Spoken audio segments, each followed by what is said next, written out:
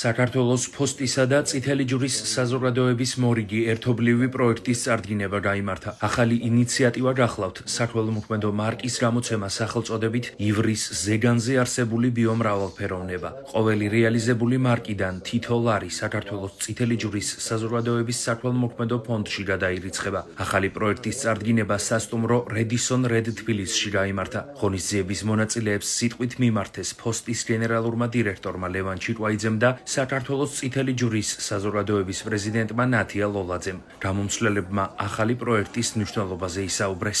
ჩვენ თანამშრომლობთ სხვადასხვა ორგანიზაციებთან, ასეთი გახლავთ ერთ-ერთი წითელი ჯვარი, რომელიც მუდმივად კეთილსაქმეს ემსახურება, ასეთი გახლავთ განათლების მიმართულებით თბილისის სახელმწიფო უნივერსიტეტი, ასეთი ადგილობრივი თვითმმართველი ერთეულები, განსაკუთრებით პირობითი საზღვრისპირა სოფლები, სადაც მუდმივ რეჟიმში საქართველოს ფოსტა გეგმავს სხვადასხვა სახის ღონისძიებებს. წარმოდგენილი გვაქვს მარკა, რომელიც თავისი ხასიათით ძალიან საინტერესოა, მეტად საინტერესო მარკა გამოგვივიდა, რომლის ღირებულება გახლავთ 3+1, რაც თავის თავში ნიშნავს, რომ 3 ლარი საოპერაციო ღირებულება, ხოლო შეძენილი მარკიდან 1 ლარი გადაირიცხება წითელი ჯვრის ანგარიშზე, რომელიც, როგორც აღვნიშნეთ, მუდმივად კეთილსაქმეს ემსახურება. ერთი მხრივ ეს გახლავთ შემეცნებითი ხასიათის თვითონ მარკა და მეორე აი მსგავსი ქველმოქმედება, რომლითაც უკვე